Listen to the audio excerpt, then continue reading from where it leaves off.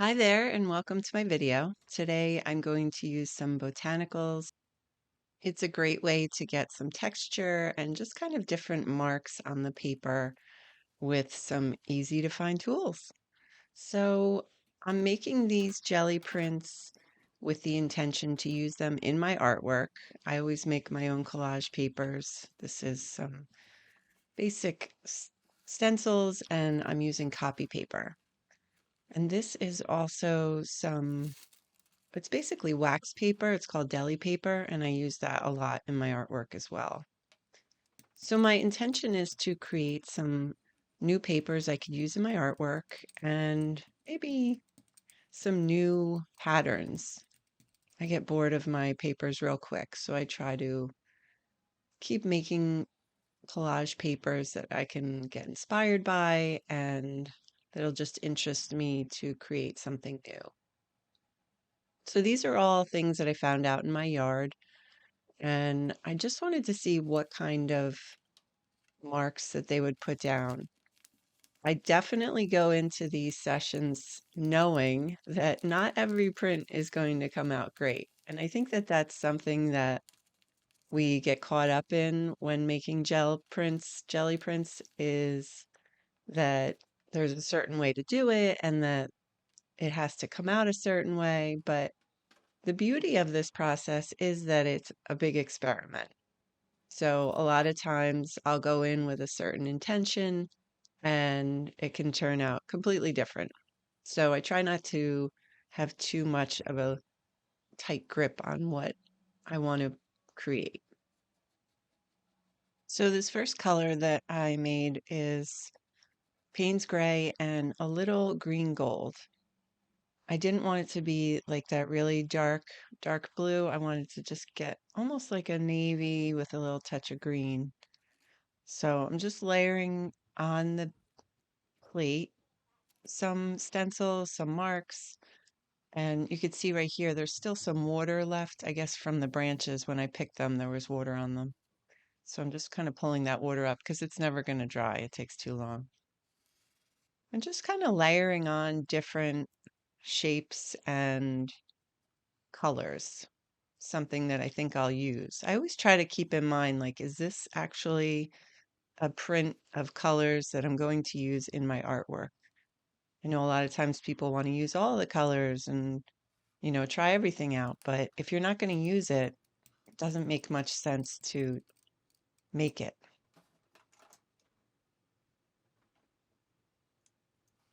So this color is raw umber and mixed with a little bit of what that is parchment. So I didn't want it to get too dark and just kind of lightened it up with the parchment. Sometimes using titanium white can be a little too bright, so I like this parchment color.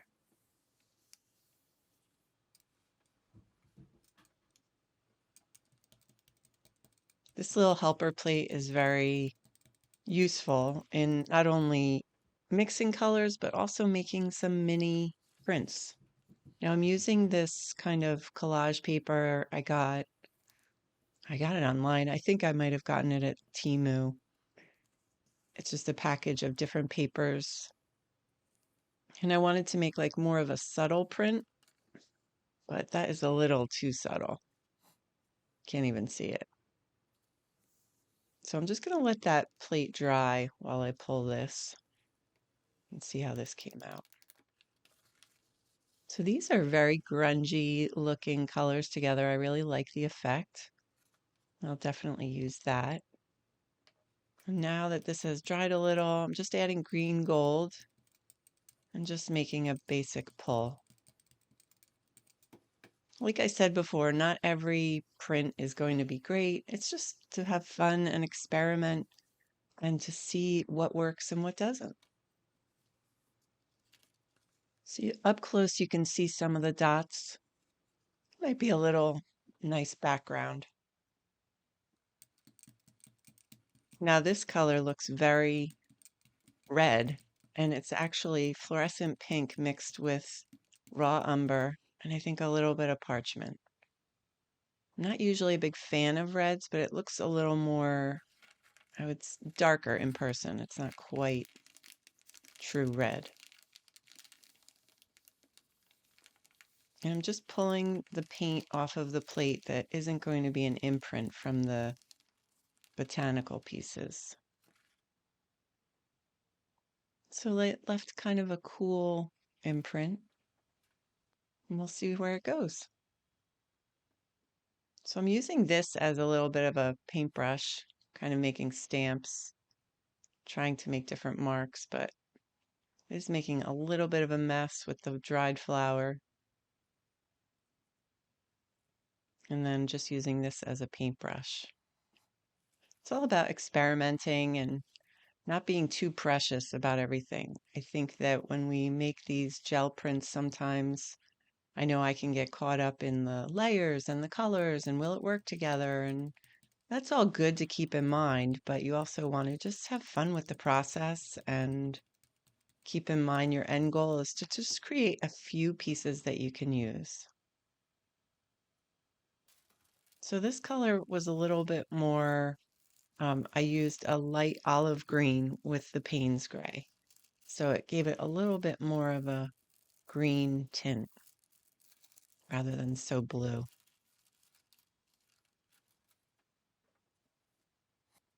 I love that kind of Western motif that it brings in with the stencil.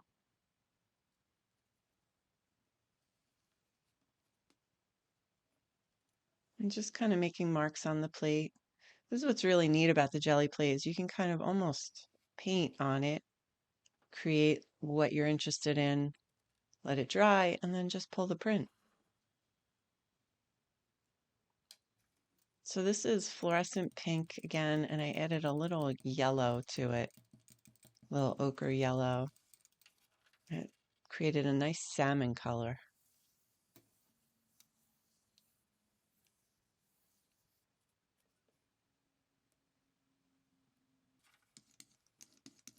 This is the raw umber with a little parchment again. I wanted to put it on real thin. I really think that that is the key for my prints. I don't put anything on too thick, and I know people get nervous about it drying too fast. That's a nice print. But you can always do it again or add more later if you feel like it's too dry before pulling it. So that was interesting. I'm not crazy about that rust color, but I'm sure it'll look kind of neat on different things.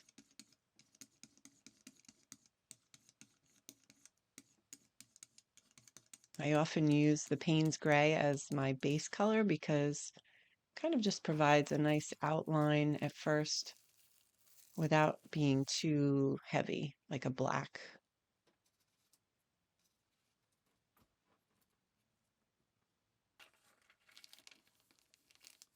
So just seeing what I can get with this leaf kind of branch, see how it comes out.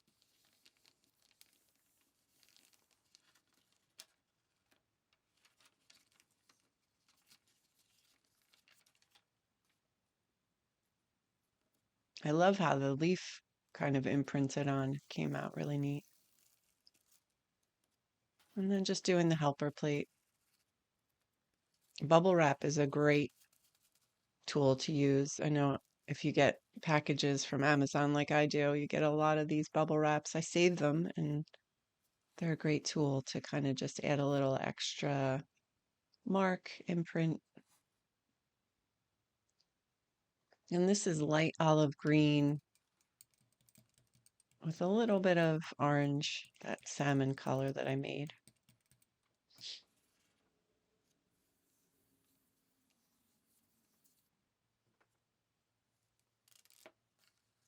And that's a pretty. I love how you can see through to the writing in the back. And I think that that's the key to making these layers is to not go too heavy on any one layer.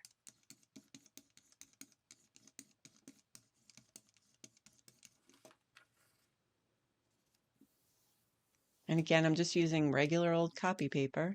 I don't really use fancy paper for my gel prints because I can scan them or use them in my work and then put a layer on top that will seal them so that they don't decompose. So this is just a subtle print I'm making on deli paper that I can use in backgrounds.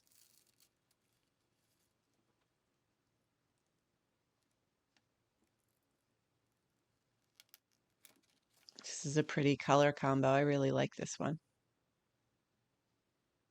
And I'm not looking to frame these prints, so even if they kind of look a little disjointed in certain areas, that's okay, because I know I'm just going to be using certain areas of it. That's a pretty print too.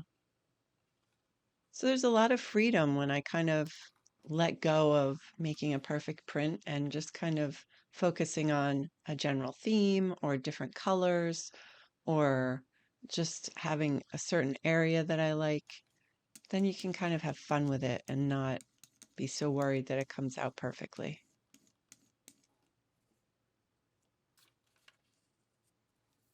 So again, this kind of parchment slash raw umber combo is a nice base color.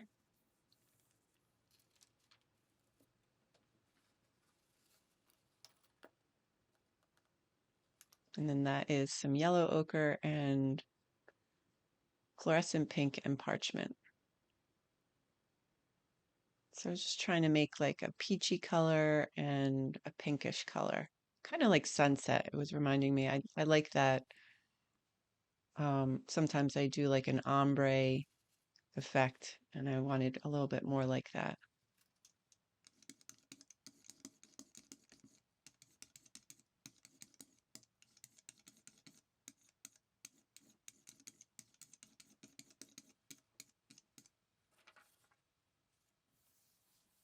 So again, a nice thin layer, not too thick. And then you don't have to wait so long for the paper to dry. And then I figured, why not just use all that paint that's on there and make another little easy imprint on the deli paper. This stencil is really useful because you can kind of just slip it in a lot of different places and it just gives a little extra mark, color, wherever you need it.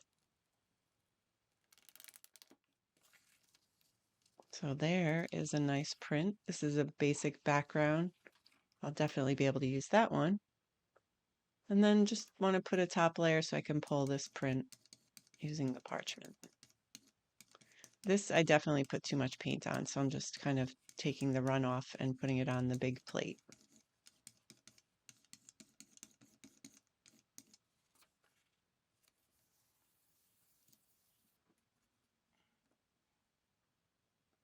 And then for this last print, I'm just kind of making a more subtle page. Just taking that off. That actually is darker than I thought it would be on white.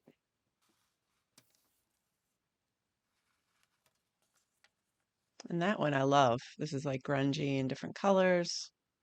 Just really neat looking. This color that I'm using is called Naples Yellow Red. And it's a nice, like, kind of peachy, orangey color. And I did have a little hesitation when I put it down because I wasn't sure if the white would come through on that, but just barely. You can kind of see it, the little shimmer of the white. So here are the finished prints that I made. Didn't take too long to make some really interesting looking prints that I can use in my art and just had a lot of fun making them. If you're just getting started in jelly printing, I encourage you to don't get too precious about it and just have fun with the process. Thanks so much for being here and watching, following along, and I hope to see you again soon.